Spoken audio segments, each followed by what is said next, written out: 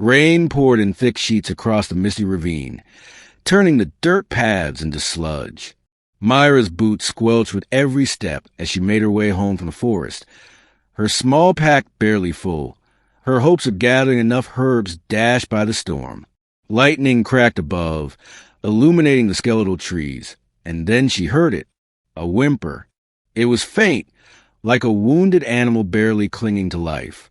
Myra stopped in her tracks, straining to hear again over the sound of the rain. Another soft cry. Curiosity and concern pushed her off the trail.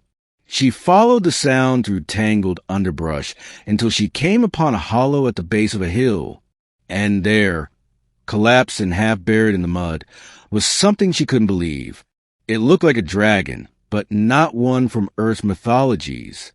Sleek black scales glistened under the rain, and strange glowing veins of blue light pulsed under its skin. It was no bigger than a horse. Its wings crumpled, one leg twisted unnaturally, and its breathing shallow. Myra stepped closer, heart pounding. "Hey," she whispered, "are you real?" The creature's eye flickered open, slitted, intelligent, and terrified. It hissed weakly. She dropped to her knees beside it, ignoring the mud soaking through her clothes. "I won't hurt you, I swear." It flinched when she reached out, but didn't try to attack. Myra saw the cracked skin around its neck, like it had been collared and recently freed or escaped. Its body trembled with cold and pain. She knew this was insane. She was a 17-year-old girl from a quiet mountain village, not a vet or an alien caretaker. But something inside her refused to walk away. "I'll help you," she said softly.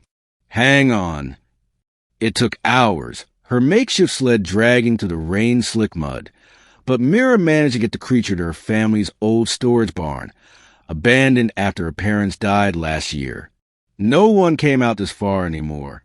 She patched its wounds with what little medical supplies she had, warmed it with blankets, and brought hot broth in an old kettle. The creature didn't eat, but it watched her, cautious, curious. She spoke to it often, rambling about her day or the weather, just to keep it company. On the third night, as she cleaned the wound on its leg, it growled, not in anger, but something more like pain. "I know," she whispered, brushing her hand gently along its jaw. "I'm sorry." To her shock, the creature leaned into her touch, and for the first time, she felt something, a warmth in her head, like a soft hum, a whisper of thought, not words, but feelings, fear, confusion, relief. "You're telepathic?" she guessed, eyes wide. The hum paused, then buzzed again. "Yes, connection." She blinked. "You understand me?" "Yes." Hurt, lost, alone. So was she. Myra swallowed thickly and whispered, "You're not alone anymore." Days turned into a week. Myra learned to care for Creature, which she began calling Ashen, for the smoky mist it sometimes breathed in its sleep. Ashen grew stronger, enough to sit upright and nibble at the meat she brought. He never left the barn, but often looked toward the sky, like he was listening for something. One night, Myra woke to a strange humming in her ears. She rushed to the barn and found Ashen writhing, his scales glowing and body convulsing. Hey, what's wrong?" "Calling. Far ones. Danger." "Someone's coming?" she asked, alarmed. Ashen let out a low snarl. "They hunt, killing kind. Saw me fall. Tracked me here." Her heart raced. Someone or something was hunting Ashen. "Then we run." They didn't get far. As dawn broke over the forest, Myra and Ashen reached the cliffs beyond the valley when ships descended from the clouds. Sleek, silver, and silent, Myra dragged Ashen behind a boulder, heart in her throat. 3 figures disembarked, tall and humanoid, their armor glinting with alien script. One knelt, scanning the ground. "They're tracking your blood," Myra whispered. Ashen looked at her, and for the first time she felt his panic, deep and primal. "Go. You safe." I stay. No, she hissed. I'm not leaving you.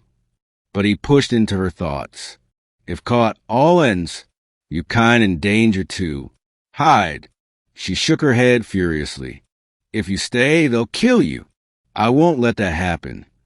Suddenly, one of the soldiers turned in their direction. Too late. A sharp sound cracked the air as a blast struck the boulder beside them, sending Mira sprawling. She hit the ground hard, dazed. Ashen stood over her protectively, growling. The soldiers approached, weapons raised. Then something inside Mira snapped. Leave him alone, she screamed, hurling herself in front of Ashen. A second blast fired, this time aimed at her. Ashen roared, his eyes glowing white-blue. A pulse of raw energy exploded from his body, knocking the soldiers off their feet.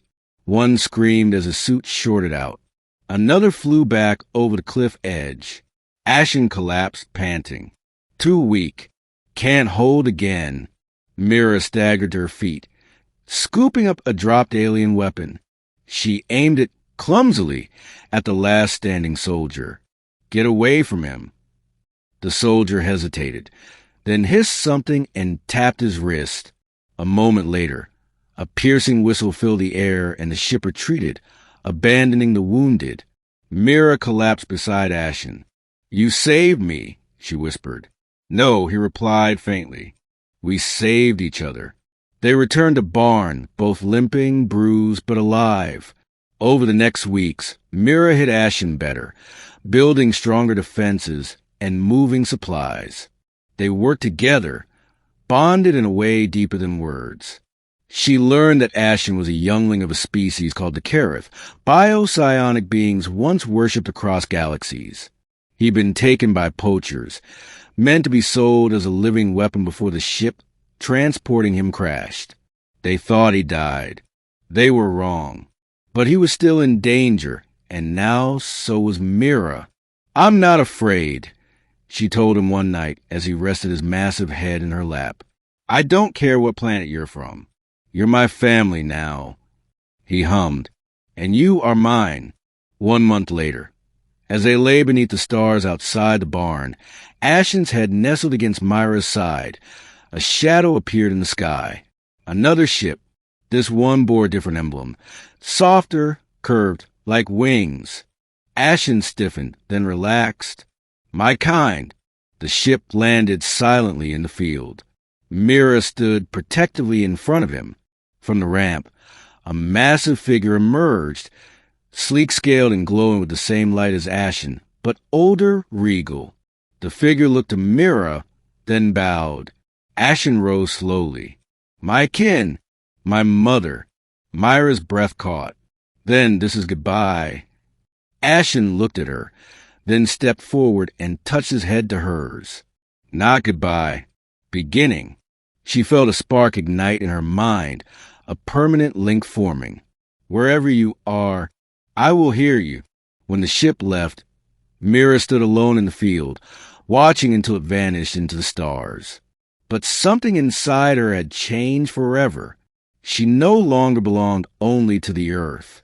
She had been chosen, bonded, believed. And as the stars shimmered above, she smiled. It had all begun with a dying dragonling in the rain. And now, her world was so much bigger.